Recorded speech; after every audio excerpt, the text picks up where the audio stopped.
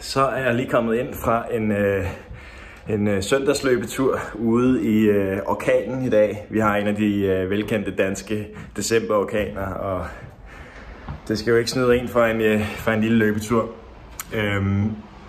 Men det var simpelthen det, jeg kalder en søndagstur, jeg var ude på, hvor jeg løber en lidt længere distance, men i et meget roligt tempo.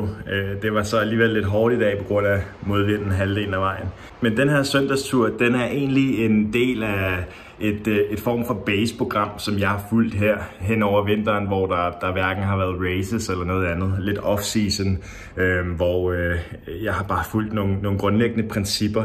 Og de principper vil jeg egentlig bruge til at lave mit færdige træningsprogram frem mod Ironman. Jeg har egentlig tænkt mig i dag at tage med ind og planlægge de næste 3 måneders træning for mit vedkommende og vise jer, hvordan man kan gøre det. Men jeg skal lige først have et bad og noget tørt tøj på, tror jeg. Så ses om lidt.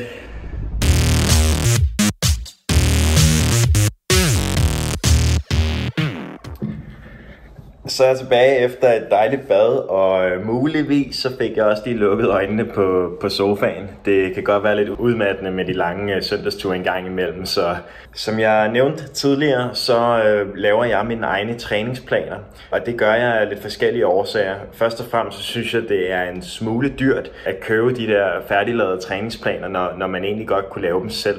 En anden ting er, at jeg er slet ikke på et niveau, hvor jeg har brug for en dedikeret coach til at coache mig. Jeg vil egentlig bare gerne kunne gennemføre de races, som jeg tilmelder mig, der hvor jeg er tilfreds med min egen indsats. Jeg skal ikke konkurrere med folk til de her races. Den sidste grund til, at jeg laver mine egne træningsplaner, det er fordi, jeg føler, det er vigtigt at forstå, hvorfor det er, man træner, som man gør. Hvad enkelte træningspas egentlig gør for mig. Og hvis jeg laver træningsplanen selv, så er jeg fuldstændig i kontrol over, hvad der sker med mig og min krop, og jeg kan justere den efter, hvordan jeg føler, jeg har det selv. Det skal siges, at jeg er ikke nogen form for hverken sundheds-, fitness-, ernærings-, idrætscoach på nogen som helst måde. Jeg har ingen uddannelse inden for det. Al den viden, som jeg har og som jeg vil dele med dig nu, det er noget, jeg har samlet op hen ad vejen i de godt og vel 2 år, som jeg har været i triathlonverdenen. Jeg har ikke dyrket de lange distancer, som sagt Ironman for eksempel, men jeg har kørt nogle enkelte sprint. Så min viden omkring det er rimelig basal, men det er nogle principper, som jeg ser igen og igen på diverse medier og i bøger og i videoer fra andre triatleter, som også deler ud af deres erfaring. Så lad os komme i gang med at se på de her principper, og så kan vi efterfølgende begynde at lave mit træningsprogram for de næste 3 måneder. Overordnet så er der ligesom 3 steps. Det første er forholdet mellem disciplinerne. Hvor meget skal jeg træne svømning kontra løb kontra cykling. Det næste det er, hvordan skal jeg træne de 3 forskellige discipliner. Og det sidste det er meget væsentlige ting, når man træner rigtig meget lige pludselig, nemlig restitution, at man skal huske at passe på kroppen. Så lad os starte med forholdet mellem disciplinerne. Jeg plejer her at sige, at forholdet mellem disciplinerne i en helt normal træningsuge skal svare nogenlunde til det forhold, der er mellem disciplinerne på selve race day. Den mængde, du cykler, den mængde, du svømmer og løber, skal svare nogenlunde til det samme, fordelt over en uge. Altså ikke tidsmæssigt, men procentuelt. For at give et eksempel, så kan jeg sige, at min første sprintdistance triathlon, som jeg deltog i, det var 750 meter svømning, 20 km cykling og 5 km løb. Hvis jeg skulle gøre det i dag, så vil jeg sige, okay, hvis jeg skulle svømme 750 meter, så vil jeg måske på det tidspunkt forvente, at jeg vil svømme 2 minutter per 100 meter, hvilket svarer til cirka 15 minutter på svømningen i alt. Cyklingen vil jeg klare med cirka et snit på 30 km i timen, svarende til 40 minutter i alt for cyklingen. Og løbet vil jeg måske klare på 25 minutter ved 5 minutter per kilometer. Det giver altså 80 minutter i alt. Hvis vi så ser på, hvor stor en del af de 80 minutter udgør svømningen, så er det cirka 19%. Hvis vi kigger på cyklingen, så er det faktisk 50% af selve racet, og løbet derimod er cirka 31%. Og derfor, hvis jeg skulle træne op til det samme stævne i dag, så vil jeg fordele det sådan, at over en hvilken som helst uge vil jeg bruge halvdelen af tiden på cykling. Jeg vil bruge cirka 20% i vandet, og så vil jeg bruge 30% på selve løbet. Hvis vi så kigger på, hvordan selve træningen kan se ud hen over den givne uge, altså hvilke forskellige typer træningspas vi skal have, så plejer jeg at dele det op i 3 forskellige typer. Den første, det er udholdenhed, den anden, det er topfart, og den sidste, det er en form for teknik eller race-specifik træning. Hvis vi starter med udholdenhed, så er det altså meget roligt tempo inden for både cykling, svømning og løb, men som regel længere distancer. Så det er for mig i weekenden for løb og cykling, hvor jeg som regel om søndagen løber en lang tur, og om lørdagen cykler en lang tur om morgenen, fordi det er der, jeg har allermest tid til det. Cyklingen især kan tage lang tid. For svømningen gælder det også, at man er nødt til at træne de lange ture. Det er jo ture helt op til over den distance, som du skal svømme til selve stævnet. Den anden type træning, det er topfarten. Topfarten er jo lidt sjov, fordi det er jo ikke nødvendigvis den, vi er allermest vilde efter at have til triathlonen. Det handler jo om udholdenhed, især på de længere distancer.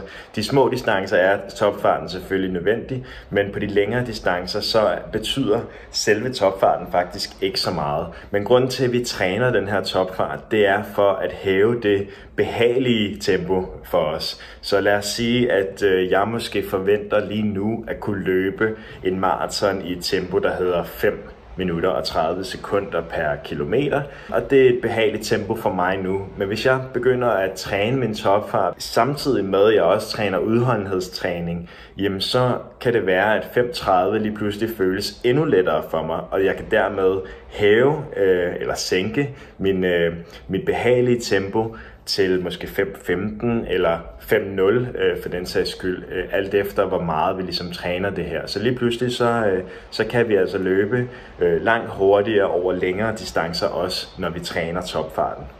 Den sidste type træning, det er teknikbaseret træning, og jeg vil sige, den gælder inden for alle disciplinerne, men for mig, der er det især inden for svømningen, at det virkelig betyder noget, fordi jeg har ikke kunnet svømme crawl, før jeg begyndte at dyrke triathlon. På de 2 første triathlons, som jeg deltog i, der svømmede jeg brystsvømning, fordi jeg kunne simpelthen ikke finde ud af at svømme crawl. Til at starte med, der lå jeg og druknede i en 25 meter pool, hvor jeg ikke engang kunne svømme en bane. Så crawl for mig er en svær teknik, og derfor bruger jeg også rigtig meget tid på selve tekniktræningen. Og generelt inden for svømning er det sådan, at der er en masse teknikøvelser, man kan lave for at forbedre positionen i vandet og dermed også blive hurtigere. I forhold til løb og cykling, der betyder teknikken selvfølgelig også noget, fordi igen, det handler om at være så effektiv som muligt. Så lidt tekniktræning eller race-specifik træning, hvor vi måske løber i vores tempo, som vi har tænkt os at løbe i til selve race day, for ligesom at justere vores teknik frem mod race day og kunne gøre det mest effektivt på dagen. Det sidste princip, som jeg nævnte før, er utrolig vigtigt. Det handler selvfølgelig om restitution og hvordan vi strukturerer vores træningsprogrammer sådan, så vi ikke går ud og overbelaster os selv. For det værste, der kan ske for os, det er, at vi bliver skadet. Forestil dig, at jeg lige får skinnebensbetændelse eller en ankelskade eller et eller andet, der gør, at jeg må tage en måned eller måske 2 måneder ud af træningsprogrammet fra løb eller fra cykling eller fra det hele måske. Ser det altså rigtig sort ud i forhold til min Ironman-træning. Så en væsentlig del af det at lave et træningsprogram, det handler om, hvordan man undgår at blive skadet. Og hvordan undgår vi så det? En af de ting, som er utroligt vigtige, især inden for løb, det er, at optrapningen skal ske stille og roligt. Det vil sige, hvis du ikke er vant til at løbe 10 km, så skal du ikke gå ud første dag og prøve at løbe 10 km. Vi er nødt til at være tålmodige og tage det helt stille og roligt, når det kommer til den her del af træningen, hvor vi skal optrappe distancerne eller tiden, vi bruger på træning og sådan noget. Fordi igen, det værste, der kan ske, er, at vi bliver skadet. Så en god tommelfingerregel på det her område, det er aldrig at hæve distancerne og tiden med mere end cirka 15% om ugen, så vender vi kroppen stille og roligt til de længere distancer. Tålmodigheden er vigtig, fordi vi skal nok komme derop af på et tidspunkt. På uge- og dagsbasis betyder det så også, at kroppen er nødt til at have tid til at restituere mellem de virkelig hårde træningspas. Også de stille og rolige træningspas, men dem kan vi nogle gange bruge til at køre en form for aktiv restituering. Et eksempel kunne være, at hvis jeg mandag smadrer en rigtig hård intervalsession på løb igennem, så skal jeg nok ikke forvente også at have en langdistanceløb om tirsdagen, fordi der er min krop slet ikke klar til at gøre det endnu. Til gengæld så kunne det være en rigtig god idé måske at have noget svømning om tirsdagen. Hvis vi kigger overordnet over hele træningsperioden, så kan vi ikke bare gå i en lige bølge op sådan her og hæve træningen hele tiden, fordi kroppen er nødt til at restituere, der skal være tid til at lige slappe af en gang imellem. Og i min egen erfaring, det er, at cirka hver 3.-4. uge begynder min krop at sige fra, at nu er det altså hårdt for mig, og jeg kan ikke yde mit bedste. Jeg er simpelthen nødt til lige at træde lidt tilbage. Derfor plejer jeg at operere med det, jeg kalder en hvileuge hver 4. uge cirka. En hvileuge er ikke en uge, hvor jeg ligger på sofaen flad, men en uge, hvor jeg kører nogenlunde samme antal træningspas, men ikke lige så hårde og intense, men meget restitueringsarbejde. Jeg kører måske noget udstrækning lidt mere, end jeg plejer, og jeg kører måske noget styrke, og nogle af de her ting, som gør, at jeg vender min krop til at være klar til de næste 3 uger, hvor intensiteten så stiger igen. Det var de 3 principper, som jeg ligesom bruger til at sammensætte mine træningsplaner. Så lad os se på, hvordan de næste 3 måneder for mit vedkommende kommer til at se ud fra de her principper her. Hvis vi bruger reglen om forholdet mellem disciplinerne, som jeg snakkede om før, så er mit Ironman-mål at klare svømningen på cirka 1 time og 20 minutter. Cyklingen bør kunne klares på 6 timer og løbet på cirka 4 timer. Det betyder altså, at jeg bør stræbe efter at bruge cirka 12% af træningsugen på svømning, 53% på cykling og 35% på løb. Men som det ser ud lige nu, så er alle svømmehallerne desværre lukket på grund af corona. Det vil de være indtil den 18. januar, så derfor erstatter jeg svømningen med noget styrketræning i løbet af ugen.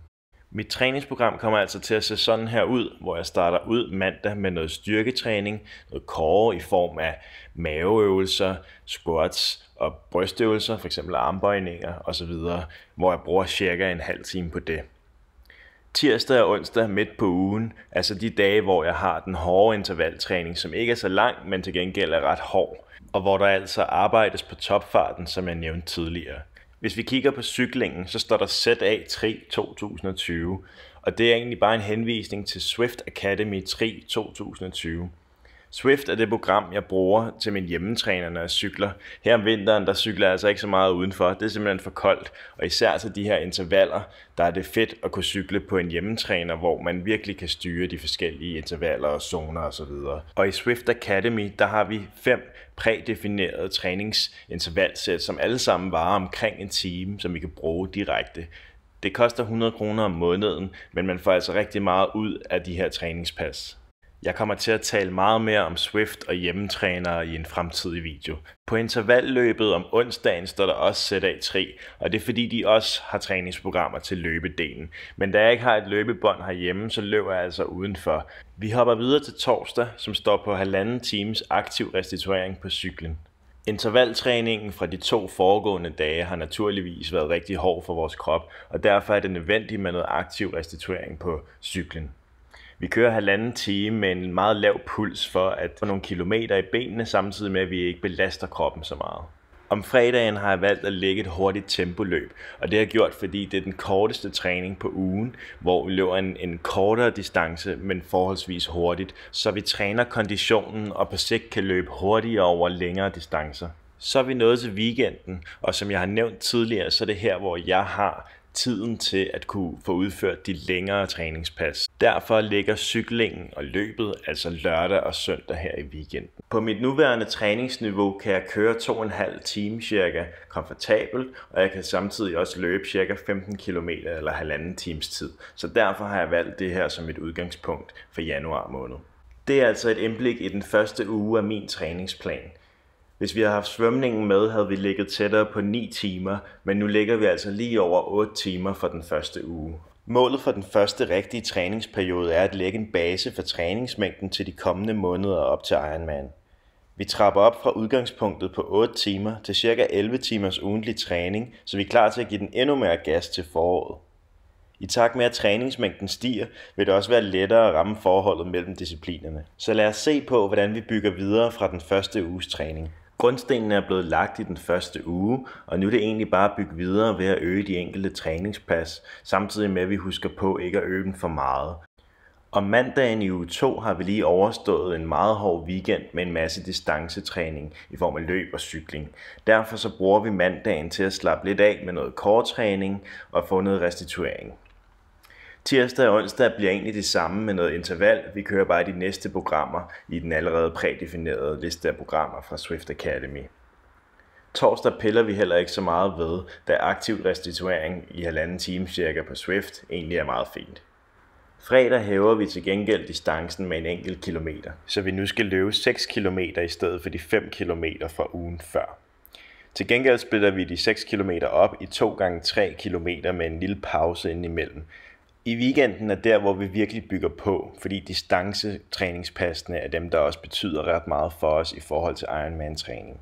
Så vi hæver fra 2 timer og 30 minutter til 2 timer og 50 minutter på cyklen, og fra 1 time og 22 minutters løb til 1 time og 34 minutters løb.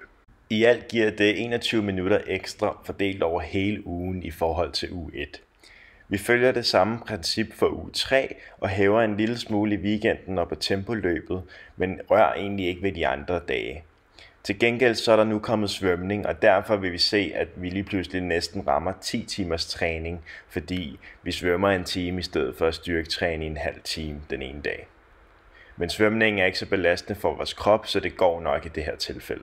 Så er vi kommet til uge 4, og som jeg sagde tidligere, så er det vigtigt med hvileuger en gang imellem, og uge 4 er sådan en. Vi har det samme antal træningspas, men som vi kan se, så sænker vi intensiteten en lille smule og distancerne også. Og vi havner altså kun på 7 timers træning i uge 4. Det var de første 4 uger i mit træningsprogram. De næste 4 uger er egentlig bare en repetition af de første 4, men vi øger distancerne og tiden vi træner en lille smule igen. Som udgangspunkt plejer jeg altid at starte fra ugen før hvileugen, eller måske 2 uger før hvileugen, og så bygge videre derfra i ugerne efter hvileugerne. Og som du kan se her på træningsplanen, så bygger jeg hele tiden på min grundform i første fase. I slutningen af den her plan, så rammer jeg altså en uge med næsten 11 timers træning, og så skulle jeg være klar til at øge intensiteten i den efterfølgende fase, hvor træningen bliver mere race-specifik og teknisk. Men alt det kan vi snakke mere om, når vi når til slutningen af februar, og jeg skal sammensætte den næste fase af min træningsplan. Hvis du nåede så langt her, så skal du have 1000 tak, fordi du så med. Og husk, at hvis du kan lide videoen, så må du meget gerne lige give den et like og abonnere på kanalen. Det vil gøre mig rigtig glad. Held og lykke med din træningsplan i den kommende sæson. Vi ses derude.